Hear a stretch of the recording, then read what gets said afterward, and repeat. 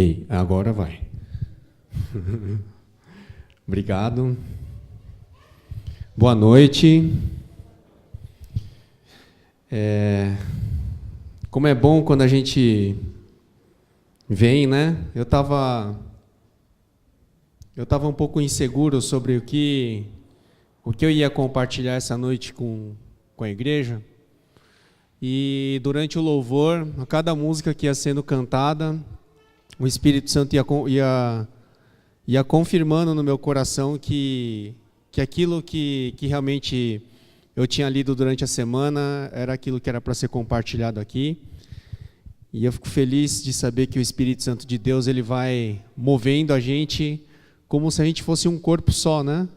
Eu não sei quem fez a escolha das músicas, mas cada uma das músicas foi completando um pouquinho daquilo, da palavra que eu queria compartilhar com a igreja hoje. Eu vou falar de dois personagens da Bíblia que são muito parecidos com a gente.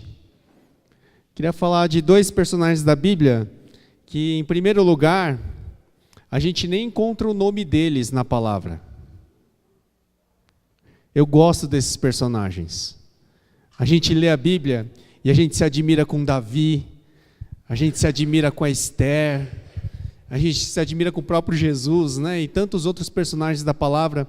Mas quando eu me deparo com um anônimo, com alguém sem nome, mas que faz algo que me impressiona, eu me sinto mais próximo da Bíblia. Porque, de alguma maneira ou de outra, nós hoje somos 7 bilhões de pessoas no planeta. 7 bilhões, olha que número gigantesco. Nós somos 7 bilhões no planeta, eu fico pensando assim, puxa, como é que Deus pode amar 7 bilhões de pessoas de uma maneira tão única? E ainda assim eu fico pensando, às vezes eu fico pensando, eu acho que eu sou um anônimo para Deus. 7 bilhões de pessoas. Mas mesmo que eu pense que eu sou um anônimo, eu gosto de pensar o seguinte, até os anônimos podem fazer coisas impressionantes para Deus. Até os anônimos podem falar e fazer coisas que Jesus olha e fala assim, esse cara não é mais um anônimo, esse é um dos meus. Esse faz parte do meu corpo, esse faz parte da minha igreja. Eu pergunto para a igreja, e eu me incluo junto com vocês para tentar responder essa pergunta. Quem é você? Quem é você? Porque nós fazemos parte de uma organização, se é que a gente pode chamar assim, né? Nós fazemos parte de uma... É muito mais que uma organização. É muito mais que uma instituição. Nós fazemos parte do corpo de Cristo. E nós, como parte desse corpo maravilhoso, glorioso, esplendoroso, será que nós temos noção de que parte que nós somos desse corpo? Eu olho para o meu corpo e eu falo unhas, dedos, cabelo, pé, tudo tem um nome. E nós? Quem nós somos nesse corpo? Vou tranquilizar vocês. Ou não, né? A resposta para essa pergunta a gente não vai descobrir hoje. Mas se eu conseguir ajudar a igreja a pelo menos a se orientar e ganhar uma direção para que você gaste o resto da sua vida aqui na Terra, para tentar descobrir quem você é nesse corpo, eu creio que vocês não vão ser anônimos. Eu creio que vocês vão ser capazes de fazer coisas grandes e maravilhosas pelo reino de Deus. Assim como esses personagens que nós vamos conhecer agora. Para a gente pensar em quem nós somos, quando alguém pergunta para você, quem é você? Né? a gente para pensar naquilo que nós fazemos. Aqui na igreja, por exemplo, o pessoal que estava aqui em cima no louvor, alguém pergunta assim: quem é você no corpo de Cristo? Ah, eu sou do louvor e adoração. Né? A gente tenta aproximar a nossa resposta daquilo que nós fazemos. Mas será que nós somos realmente aquilo que nós fazemos?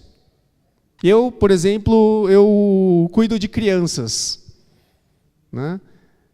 O que eu seria no corpo de Cristo? Né? Eu sou uma babá. Estou ali cuidando das crianças. Né? Será que nós somos aquilo que nós fazemos? Vamos partir para a palavra. Vamos abrir nossas Bíblias lá em Mateus 8. Mateus 8, versículo 1, fala sobre a cura de um leproso. Achamos o nosso primeiro anônimo. O nosso primeiro anônimo, ele não tem nome aqui na Bíblia. Ele só tem o nome de uma doença, lepra, leproso. Vamos gastar um tempo, antes de entrar no texto, pensando no que significa a palavra leproso. Vocês já tiveram contato com a doença chamada lepra? Já viram pela internet alguma coisa a respeito? Lepra é uma doença terrível. Lepra é uma doença de pele que, quando você pega a lepra ela faz com que você perca a sensibilidade no seu corpo. E toda vez que você se machuca, você não sente dor.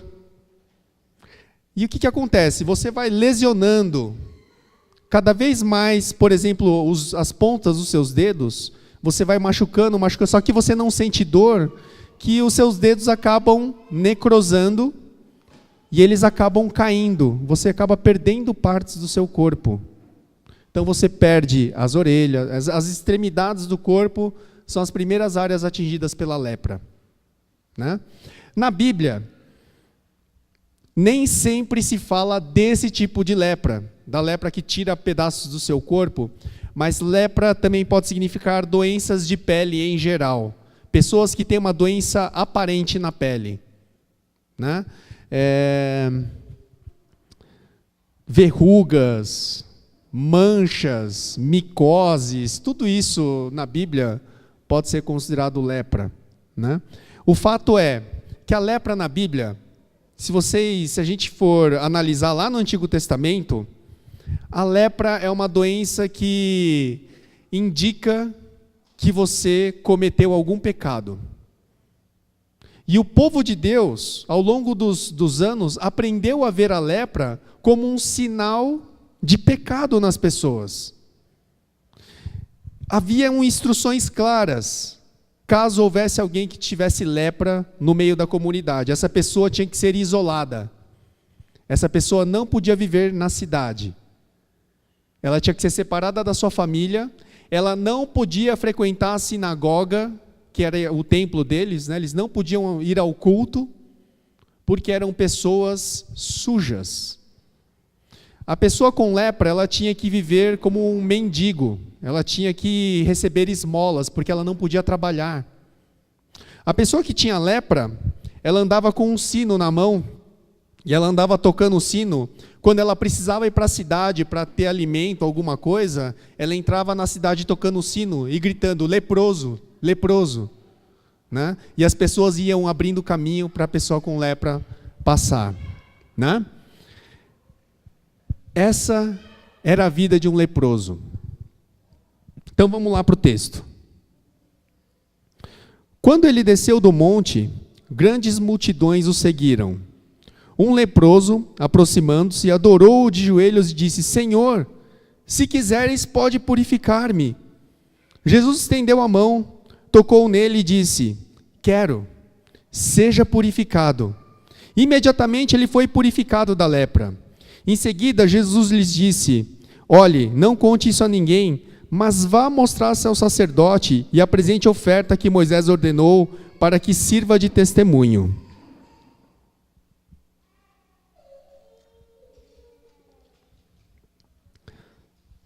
Olha só o que esse leproso fez.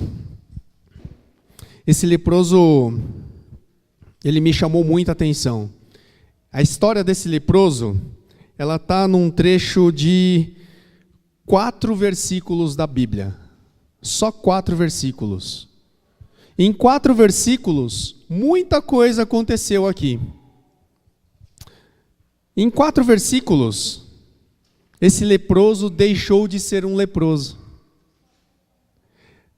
Vamos retomar o que eu falei antes sobre lepra? Quando ele deixa de ser leproso, qual é a instrução que Jesus dá? Vá aonde? Vá se mostrar ao sacerdote, né? Ou seja, Jesus está falando assim, a sua vida com a comunidade, a sua vida com a igreja está sendo restaurada. Pode voltar para a igreja. Olha que maravilha. Uma pessoa que não podia frequentar a igreja porque era uma pessoa pecadora e suja, ela podia agora voltar para a igreja. Olha só que maravilha. Outra coisa maravilhosa que aconteceu em 4 versículos foi que o leproso foi curado. Uma cura de Jesus Cristo, né?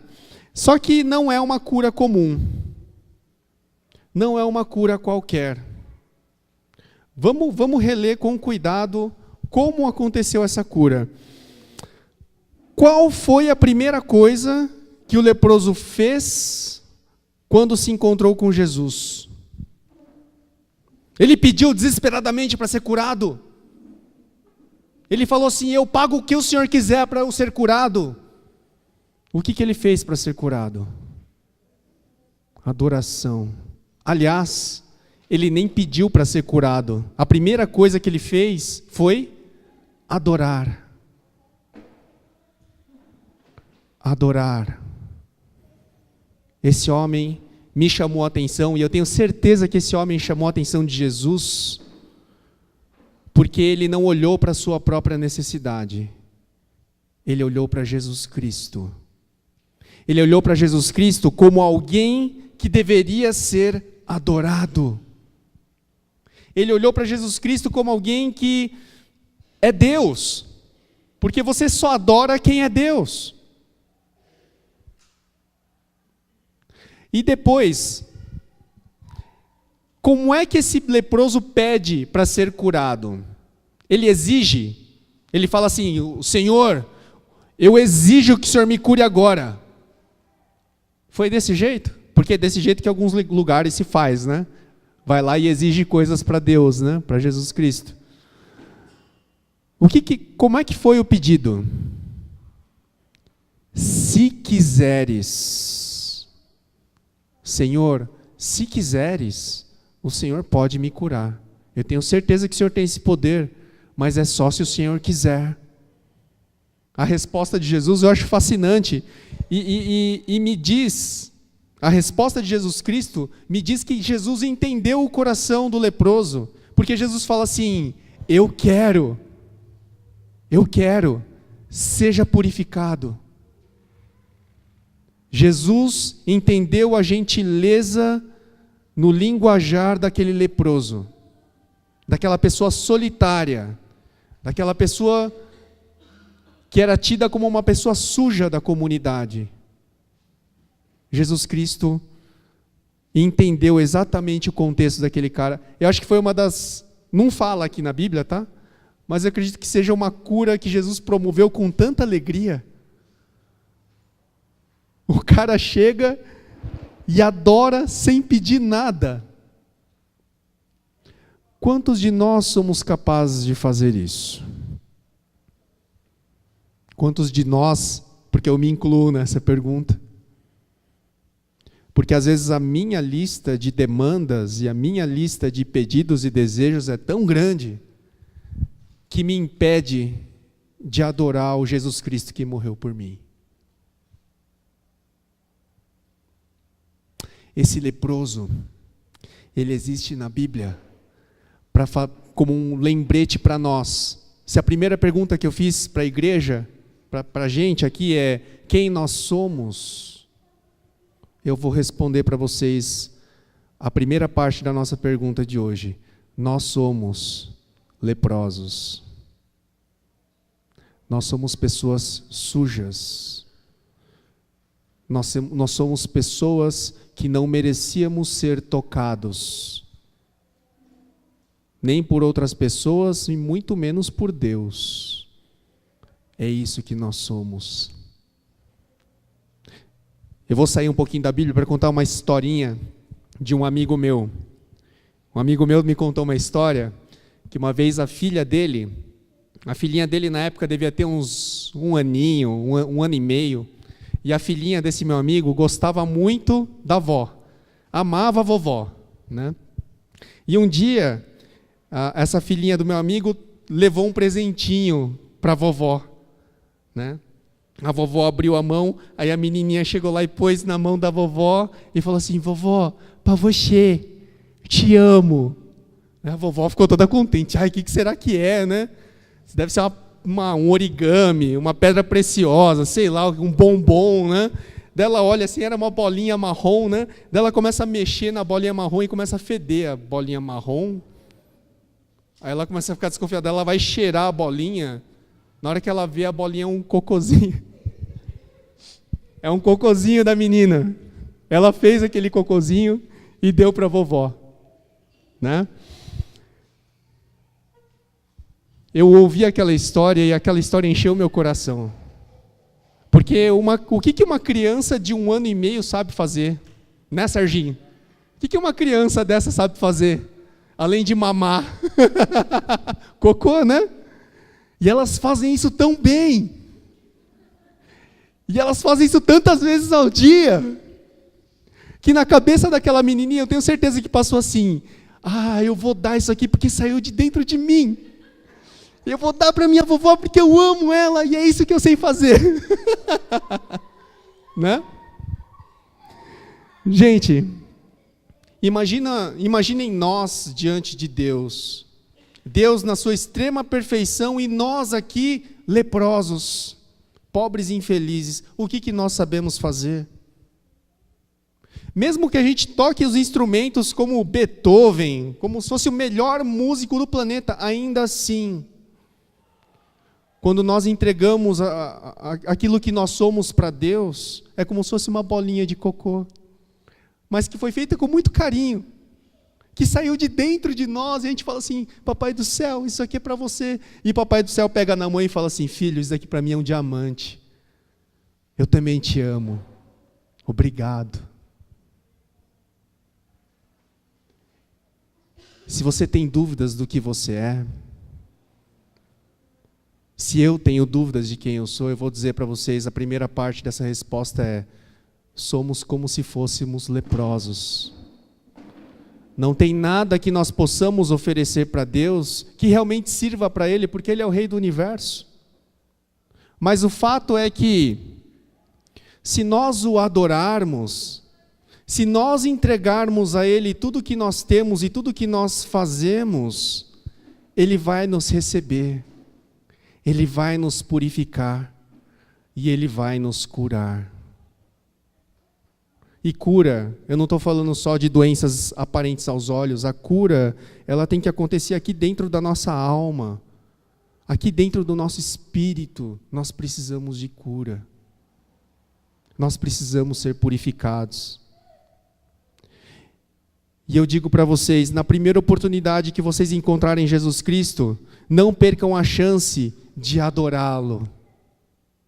E se Ele quiser curar, Ele pode curar. Mas se a pergunta que nós temos que responder é: quem nós somos pessoas imperfeitas, que precisam enxergar a primeira necessidade do homem, do ser humano, que é adorar a Deus. Em primeiro lugar. Não é assim: eu vou adorar se Ele me curar. Eu vou adorar se eu puder ir para a igreja de novo. Eu vou adorar. A gente não tem como colocar condições. Esse leproso enxergou isso. Esse leproso entendeu o significado do relacionamento com Deus. Ele é o Todo-Poderoso. Eu sou um leproso. Eu não sou nada. É triste você fazer essa pergunta, né? Quem eu sou? E chegar a essa conclusão: eu não sou nada. Ou eu sou muito pouco. Porque a gente passa a nossa vida toda querendo ser alguém, né? Querendo ser reconhecido, querendo que as pessoas elogiem, querendo que Deus olhe para a gente e fale assim: você é o cara. Mas no final das contas, esse leproso serve para a gente dar o primeiro passo para dentro da nossa verdadeira vida cristã, do significado da vida cristã, que é entender a nossa identidade como pecador, como pessoas necessitadas do amor de Cristo. Nesse mesmo capítulo, tem um outro personagem anônimo. Esse outro personagem anônimo, ele é reconhecido não pelo nome de uma doença, mas ele é reconhecido pelo nome do cargo dele, da profissão dele. Né? Então vamos continuar a leitura aqui. Capítulo 8, versículo 5, diz assim: um centurião demonstra fé. Entrando Jesus em Cafarnaum, dirigiu-se a ele um centurião pedindo-lhe ajuda. E disse: Senhor, meu servo está em casa, paralítico, em terrível sofrimento. Vamos dar uma pausa aqui no texto. Quem é um centurião? O que é um centurião? Vocês sabem o que é um centurião?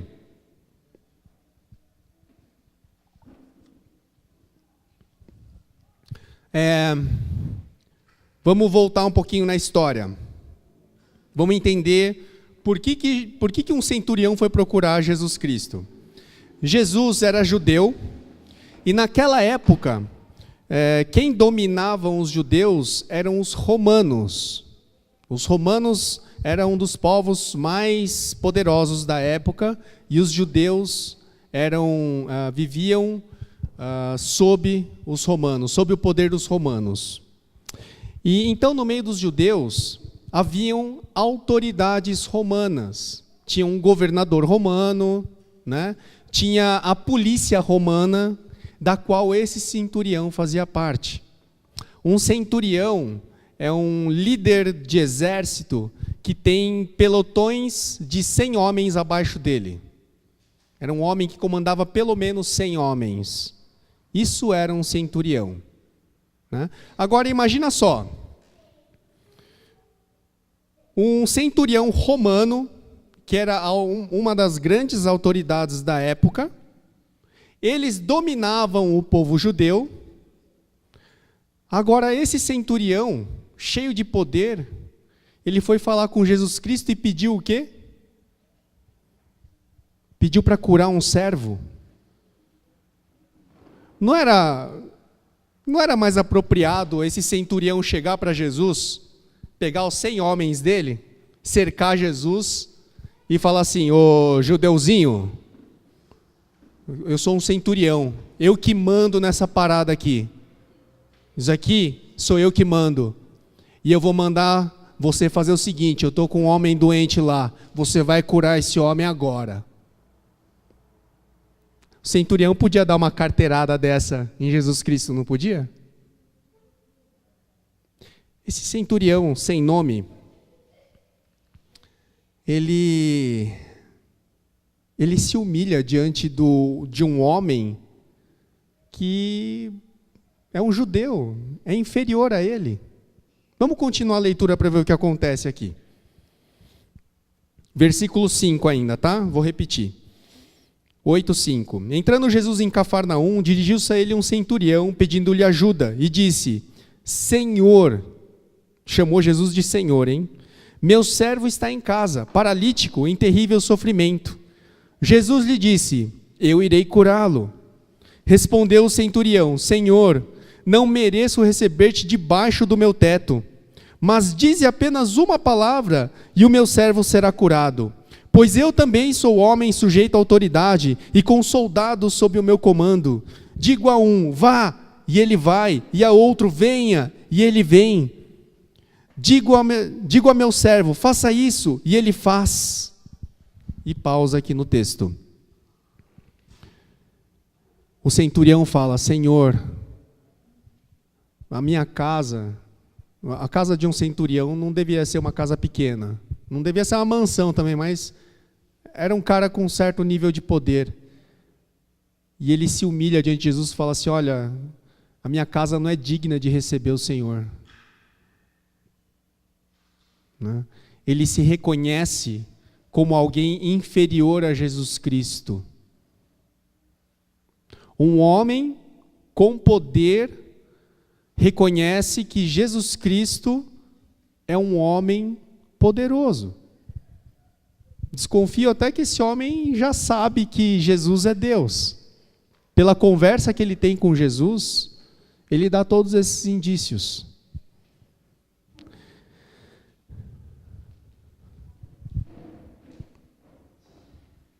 Quando nós perguntamos quem nós somos, eu fico pensando como é que a gente se comporta quando nós temos poder nas nossas mãos. Porque eu sou, porque eu tenho, porque eu faço. Nós somos pessoas fáceis de cair no pecado do orgulho. Muitas vezes, vamos falar sobre igreja, que é o nosso meio aqui, né? Às vezes na igreja nós vivemos, eu tenho batalhado muito com uma palavra chamada liderança. As pessoas às vezes vêm conversar comigo e falam assim: ô Ivan, você é líder? E eu fico meio encanado com essa palavra líder, principalmente quando ela é aplicada a mim. Né? E eu fico pensando: Deus, eu não quero ser líder, eu quero ser irmão. Quem sabe irmão mais velho de alguns, irmão mais novo de outros, irmão gêmeos de alguns, né? Mas líder é uma coisa que, sei lá, eu mando e a pessoa obedece. É esquisito, não é? Nós como um corpo, como é que um corpo, o braço manda na mão? De onde vem o comando da mão? Da cabeça? Ah, da cabeça. Não vem do braço, não vem do ombro e não vem do pescoço, vem da cabeça. Né?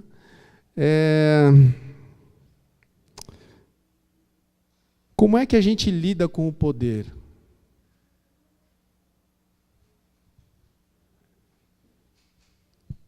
Se você quer entender quem é você dentro dessa estrutura chamada corpo de Cristo, nós temos que abrir mão, nós temos que abdicar do poder. Assim como esse centurião fez. O servo do centurião foi curado, não foi só pela fé do centurião. Jesus elogia a fé do centurião, mas aquele centurião, ele abriu mão do seu poder. Diante de Jesus Cristo, ele não se comportou como um centurião. Diante de Jesus Cristo, ele se comportou como um ser inferior a Deus. Será que nós conseguimos fazer isso? Será que nós somos humildes suficientes para nos colocar nessa posição diante de Jesus Cristo? Eu acho que no dia que nós aprendermos isso, talvez a gente nem precise mais pedir as coisas para Jesus. Ele vai olhar para a gente e vai falar assim: eu sei do que você precisa, filho. Porque você está se comportando como alguém que entende quem é o Deus e quem é o servo nessa história. Se você tem dúvidas sobre quem você é, se tem alguma questão existencial te atrapalhando e falando assim, puxa, mas eu não sei o que eu faço aqui dentro da igreja, eu não sei quem eu sou aqui dentro do corpo de Cristo. Além de um leproso, como eu, você também tem que ser uma pessoa que abdica do poder que tem. Você tem que ser uma pessoa que não é aquilo que você faz. Porque se o centurião fosse se comportar como alguém que é aquilo que ele faz, ele ia ser bruto com Jesus, ele ia mandar em Jesus. Mas ele se coloca numa posição de humilhação. E Jesus, a resposta de Jesus que ele dá para o centurião, ele fala assim, tem gente dentro da igreja que não fala do jeito que você fala e que não faz do jeito que você faz. Você pode ter certeza de uma coisa, você vai estar lá no céu. Agora tem muitos que se dizem parte do meu povo, que eu tenho dúvida se eles vão estar no céu. Olha que resposta dura que Jesus dá. E Jesus fala para o centurião, cara, pode ir para casa, quando você chegar lá, teu servo já vai estar curado.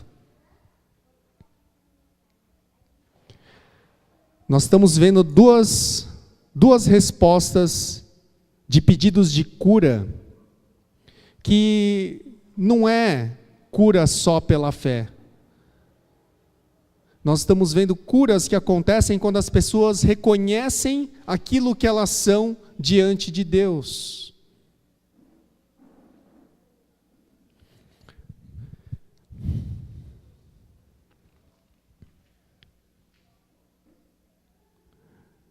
Às vezes eu ando muito com jovens e os jovens sempre me perguntam assim, que ministério que eles têm que fazer parte, o que eles têm que fazer. E alguns não entendem o que eu respondo e alguns entendem mal o que eu respondo. Mas a minha primeira resposta é, nós somos feitos para adorar a Deus. Não importa o que você faça, você precisa ter uma vida de adoração a Deus. Puxa, então eu preciso cantar. Não, não necessariamente. Eu preciso cuidar de crianças, sim, mas não necessariamente. Pô, você está me deixando confuso. O que eu tenho que fazer então? Experimenta não fazer nada. Experimenta ser.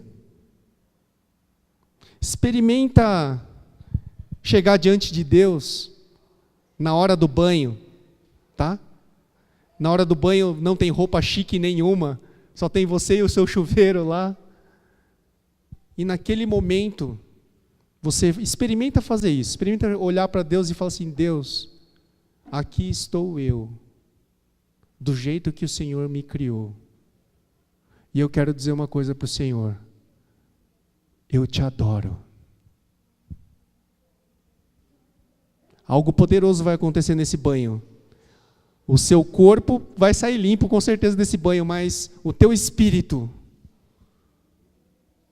vai causar algo tremendo no universo. Você adorou a Deus do jeito que você é, com a lepra que você tem, com seus pecados, com as suas falhas. E você quer saber de uma coisa? Deus vai aceitar. Porque isso é quem você é, não o que você faz. Você é um adorador. Você é feito para ter um relacionamento com Deus.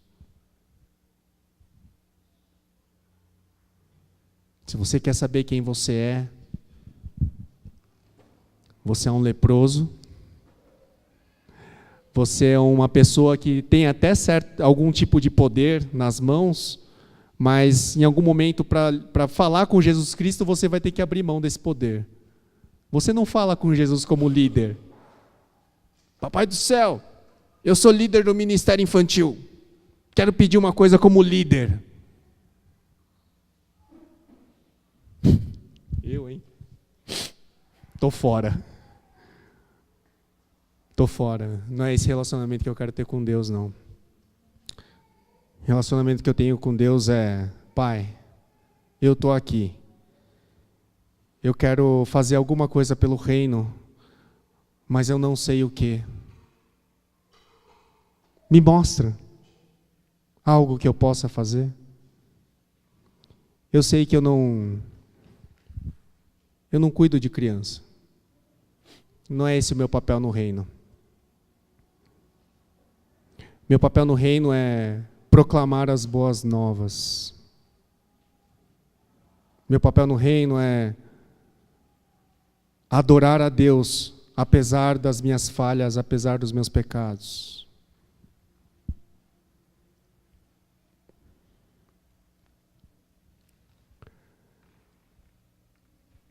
O centurião, ele não fazia parte do reino de Deus. O centurião é um romano, não era judeu. E o centurião, ele me ajuda a responder mais uma parte da pergunta sobre quem eu sou no corpo de Cristo. Eu sou um estrangeiro. Eu sou alguém que não merece ser salvo por Jesus Cristo, mas eu sou. E ainda mais eu japonês, né? Descendente de japonês, eu nunca vou ser judeu. Eu não tenho chance de ter sangue judeu na minha veia. Eu sou um total estrangeiro para o cristianismo, e o cristianismo me abraçou. E o cristianismo olhou para mim e falou assim: japonês? Não, você é do reino de Deus, pode vir. O romano, aqui não é mais um romano. O romano é parte do corpo de Cristo. E não tem corpo de Cristo doente. Tem corpo de Cristo curado. Então, você e os da sua casa vão ser curados. Eu queria encerrar a palavra de hoje fazendo uma provocação para uma reflexão. Para todos nós aqui, inclusive eu.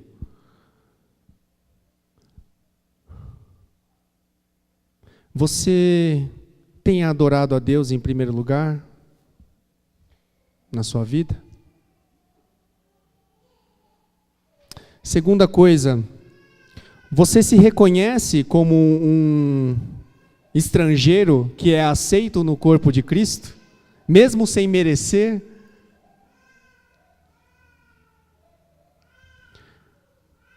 Quem sabe, se a gente começar a responder essas perguntas dentro de nós mesmos, reconhecermos quem nós somos,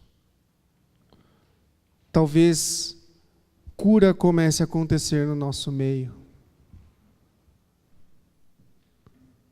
Talvez pessoas que estejam perdidas aí fora procurando por uma resposta, elas comecem a encontrar aqui dentro. Talvez pessoas doentes lá fora possam vir aqui e ser curadas. Talvez nós mesmos, entre nós, possamos receber curas. E eu não estou falando do nosso físico, eu não estou falando de lepra. Eu estou falando dos desvios do nosso caráter. Eu estou falando de problemas emocionais que nós carregamos com a gente. Feridas que pessoas causaram no caminhar da nossa vida, ao longo da nossa vida. As pessoas nos feriram e foram embora, e não dá para a gente pedir para que elas peçam perdão, e a gente não consegue perdoar elas porque elas não fazem mais parte da nossa vida. Cura é algo que vai além da fé. Cura, para que haja cura, é necessário haver algumas respostas sobre quem nós somos, sobre como é a nossa vida com Deus. Vamos fechar nossos olhos, vamos orar.